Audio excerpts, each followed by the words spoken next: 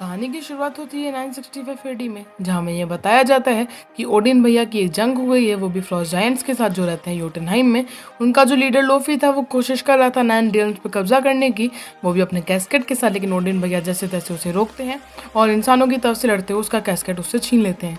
अगले सीन में हमें दिखाया जाता है कि हमें जो थॉर भैया थे वो पहुंचते हैं ओडिन दादा के पास, और अब वो बनने वाले थे एसगार्ड के नए किंग। लेकिन तभी बीच गांधी को इंटरप्ट करते हुए वहां आते हैं फ्रॉस्ट जायंट, जो अपना कैस्केट वापस लेने की कोशिश करते हैं, लेकिन वो विफल हो जाते हैं। जिसके बाद हमें बताया जाता है कि ओडिन चाचा की परमिशन पाए बिना जो हमारे थॉर भैया थे वो निकल जाते हैं योटनहाइम में, वो भी अपने कुछ दोस्तों और लोकी भैया को साथ लेके। वो अपने पिताजी को इम्प्रेस करना चाहते थे, लेकिन हमें वहाँ दिखाया जाता है कि वो वहाँ जाते हैं जहाँ वापस एक जंग छिड़ जाती है। जिसके बाद जैसे तैसे ओडिन भैया वहाँ पहुँचते हैं, इन सबको शांत कराते हैं, अपने बेटे को उसके चुतियापे का अंदेशा दिलाते हैं और उसे पकड़ कर कान से वापस लाते हैं। अब काहे कि थॉर भैया कर रहे थे बकलोली और उनकी सजा उन्हें मिलनी चाहिए थी। थॉर दादा ले लेते हैं उनसे उनकी ताकत, उन्हें फेंक देते हैं धरती पे। साथ ही में जो उनका हथौड़ा म्योलनर था उसे भी इंचेंटमेंट लगा देते हैं वर्दीनस की और उसे भी धरती पे फेंक देते हैं। फिर हमें अगले सीन में दिखाया जाता है कि जो जेन दीदी थी, साथ ही में उनके असिस्टेंट यानी डार्सी दीदी थी और एरिक अंकल थे, उन्हें मिल जाते हैं थॉर। और वहीं दूसरी तरफ शील्ड के एजेंट फिल कोल्सन को मिल जाता है थॉर का हथौड़ा।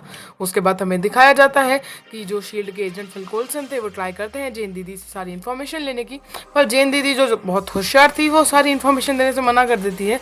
जिसके बाद हमें पता चलता है कि थॉर भैया को पता लग चुका है खुद के हथौड़े का। फिर वो जैसे तैसे शील्ड की फैकल्टी में घुसते हैं, शील्ड के थोड़ी सिक्योरिटी को संभालते हैं और कोशिश करते हैं हथौड़े को उठाने की, पर क्योंकि वो हथौड़े को नहीं उठा पाते, जिसके बाद अब क्योंकि हथौड़ा नहीं उठा पाए वो अरेस्ट हो जाते हैं।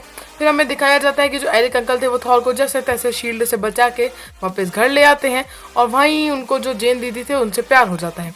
अगले सीन में हमें दिखाया जाता है कि जो हमारे लोकी भैया थे उनको पता चलता है कि वो ओडिन के रियल पुत्र नहीं है, यानी कि वो एक एडॉप्टेड सन है और असली में उनके पिताजी है लोफी।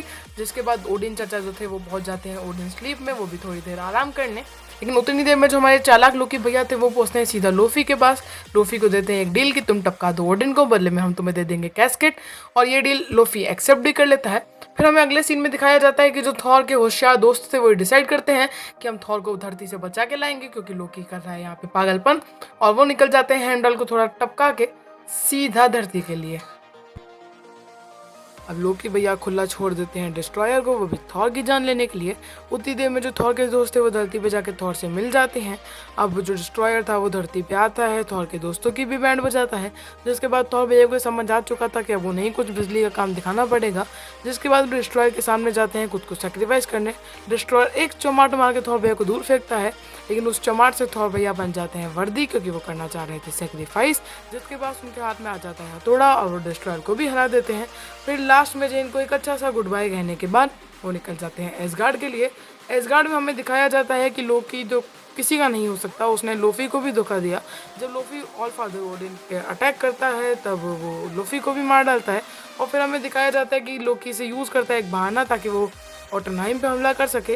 और वहाँ पे आता है थॉर जो बाइफ्रॉस्ट के ब्रिज को तोड़ देता है और लोकी को रोक देता है हमला करने से। फिर हमें दिखाया जाता है कि जब ये दोनों भाई ब्रिज से नीचे गिर रहे होते हैं तब वहाँ पहुँचते हैं सबके पापा ओडिन, जो अपने दोनों बच्चों को बचाने की कोशिश करते हैं। अब क्योंकि लोकी का दिल टूट चुका था और लोकी कहता है ये मैं आपके लिए करना चाह रहा था, लेकिन क्योंकि सबके पापा ओडिन ने उसे मना कर दिया, लोकी उस ब्रिज से नीचे गिर जाता है। फिर हमें दिखाया जाता है कि ओडिन और थॉर के बीच में कन्वर्सेशन हो रही है, जहाँ ओडिन भैया कहते हैं कि तुम बहुत अच्छे राजा बनोगे, पर थॉर भैया ये मान लेते हैं कि हमको ना बनना राजा, तुम जानो तुम्हारे चुतियापे को, हम जा रहे हैं यहाँ से बाहर। जिसके बाद निक फ्यूरी भैया, जिन्हें सिर्फ पोस्ट क्रेडिट सीन में आने का शौक है, वो वापस पोस्ट क्रेडिट सीन में आते हैं और जो हमारे सैरिक भैया थे उन्हें दिखाते हैं लाके एक डिब्बा कि इस डिब्बे को लो, इस डिब्बे पे कुछ काम करो। और हमें आगे चल के बताया जाता है कि ये डिब्बा एक इन्फिनिटी स्टोन है, जिसे अगले Those पार्ट of में मैं you कवर who करूँगा। saw